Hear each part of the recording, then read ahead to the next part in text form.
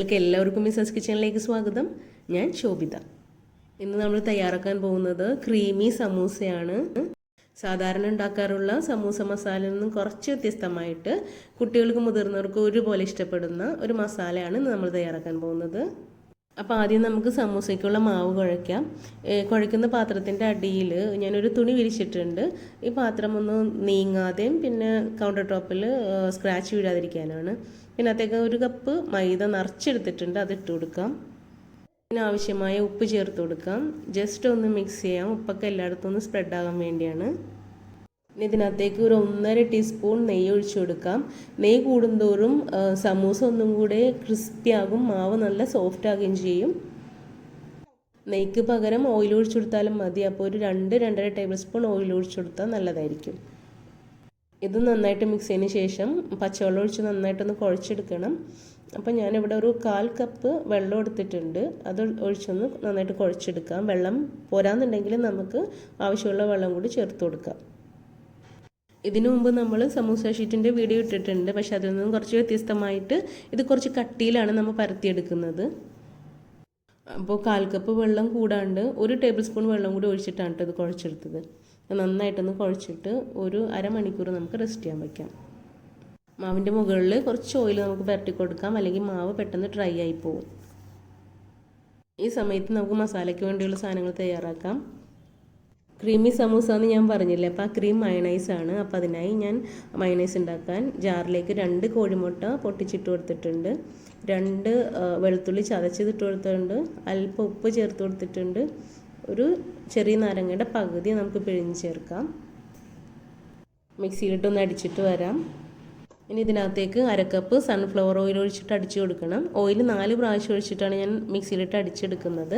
8 സമൂസയ്ക്ക് പറ്റിയ മാവാണ് നമ്മൾ കുഴച്ച് വെച്ചത്, പക്ഷേ മസാല ഞാൻ ഒരു 16 സമൂസയ്ക്കുള്ള മസാലയാണ് എടുക്കുന്നത്.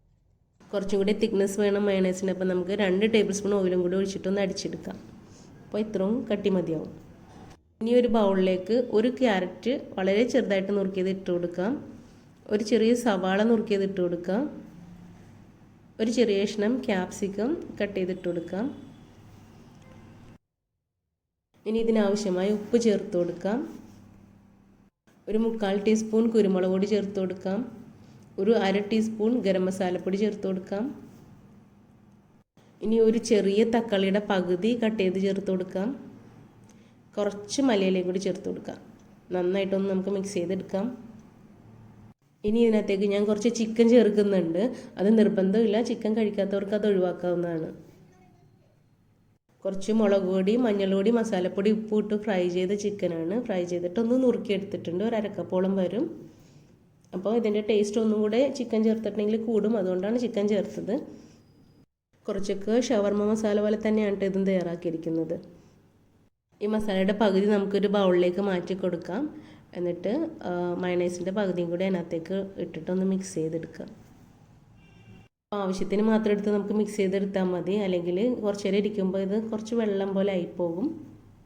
ഇനി സമൂസ മാവ് ഒന്നുകൂടെ കുഴച്ചിട്ട് 4 ഉരുളകളാക്കി മാറ്റിയെടുക്കാം. അപ്പോൾ ഒരു ഉരുള പരത്തി 2ആക്കി കട്ട് ചെയ്ത് 4 എണ്ണം, അങ്ങനെ 8 സമൂസയാണ് നമ്മൾ ഉണ്ടാക്കാൻ പോകുന്നത്. അപ്പോൾ ഉരുളയിൽ കുറച്ച് ഓയിൽ തേച്ചിട്ട് വേണം പരത്താനായിട്ട്. കുറച്ച് ഓവൽ ഷേപ്പിൽ വേണം പരത്താൻ, റൗണ്ട് ഷേപ്പിൽ ആവരുത്. അപ്പോൾ നമുക്ക് ഷേപ്പ് ചെയ്യാൻ കുറച്ച് ബുദ്ധിമുട്ടായിരിക്കും. അപ്പോൾ ഇതുപോലെ കുറച്ച് ഓവൽ ഷേപ്പിൽ പരത്തിയെടുക്കുക. കുറച്ച് കട്ടിയിൽ വേണം ഇത് പരത്താനായിട്ട്. നമ്മൾ സാധാരണ സമൂസ ഷീറ്റ് ഉണ്ടാക്കണ പോലെ വളരെ തിന്നാവരുത്, ഒട്ടും തന്നെ തിന്നാവരുത്. കുറച്ച് കട്ടിയിൽ വേണം നമുക്കിത് പരത്തിയെടുക്കാൻ, എന്നാലേ നല്ല ക്രിസ്പി ആയിട്ട് സമൂസ ഇരിക്കുള്ളൂ. അതുപോലെ തിൻ ഷീറ്റാണെങ്കിൽ മയണൈസ് പൊട്ടി ഒഴുകി പുറത്തേക്ക് പോകാൻ സാധ്യതയുണ്ട്. ഇനി നമുക്കിതൊന്ന് നടുക്ക് വെച്ച് കട്ട് ചെയ്തെടുക്കണം. അപ്പോൾ ഇത് 2 സമൂസക്കുള്ള ഷീറ്റായി. ഒരെണ്ണം മാത്രം എടുത്ത് നമുക്ക് ഇതുപോലെ ഒന്ന് ഷേപ്പ് ചെയ്ത് കൊടുക്കണം. അപ്പോൾ ഞാൻ കുറച്ച് പച്ചവെള്ളമാണ് അവിടെ തൊട്ട് കൊടുക്കുന്നത്, ഒന്ന് ഒട്ടിയിരിക്കാൻ വേണ്ടിയാണ്.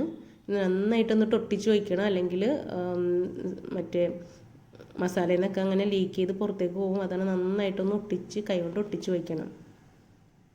നമുക്കിതിൻ്റെ ഉള്ളിലേക്ക് ഫില്ലിങ് വെച്ച് കൊടുക്കാം. അപ്പോൾ ഫില്ലിങ് ഒരുപാട് അങ്ങോട്ട് വെച്ച് കൊടുക്കരുത്, ഒരു 2 ടീസ്പൂൺ വെച്ച് കൊടുത്താൽ മതിയാവും. നിറച്ചെടുത്തിട്ടുണ്ട് 2 ടീസ്പൂൺ. ഒന്ന് അമർത്തിയിട്ട് വേണം ഇത് മടക്കി വെക്കാനായിട്ട്. അല്ലെങ്കിൽ സൈഡിൽ നിന്നൊക്കെ ചിലപ്പം ആ ഓരോ മൂലത്തിൽ നിന്നൊക്കെ ചിലപ്പം മയണൈസ് ഒഴുകി പുറത്തേക്ക് പോകും. നന്നായിട്ടൊന്ന് അമർത്തി വെക്കുക. ഇനി നമുക്കിതൊന്ന് ഫ്രൈ ചെയ്തെടുക്കണം. അപ്പോൾ ചീനച്ചട്ടിയിൽ കുറച്ച് ഓയിൽ ഒഴിച്ചത് ചൂടായിട്ടുണ്ട്. അതിനകത്തേക്ക് നമുക്കിത് ഇട്ട് കൊടുക്കാം. അപ്പോൾ എൻ്റെ ഓയിൽ കുറച്ചധികം ചൂടായിപ്പോയി. അപ്പോൾ ഒരുപാട് അങ്ങനെ ചൂടായി പോകരുത് കേട്ടോ. അപ്പോൾ പെട്ടെന്ന് തന്നെ മുരിഞ്ഞു പോകും. കുറച്ച് സ്ലോ ആയിട്ട് വേണം മുരിച്ചെടുക്കാനായിട്ട്. അപ്പോൾ എന്തായാലും നിങ്ങളെല്ലാവരും ഇതുപോലെ ഉണ്ടാക്കി നോക്കണം. ചീസും മയണൈസും ഒന്നും ഇഷ്ടമില്ലാത്തവർ ആരും ഇല്ലല്ലോ. അതുപോലെ മസാല തയ്യാറാക്കാൻ വളരെ എളുപ്പവുമാണ്. നിങ്ങളുടെ അഭിപ്രായങ്ങളും നിർദ്ദേശങ്ങളും എന്നെ കമൻറ്റ് ബോക്സിൽ അറിയിക്കണം. ഈ ചാനൽ സബ്സ്ക്രൈബ് ചെയ്യുന്നതോടൊപ്പം ഈ വീഡിയോ ലൈക്ക് ചെയ്യാനും ഷെയർ ചെയ്യാനും മറക്കരുത്. താങ്ക്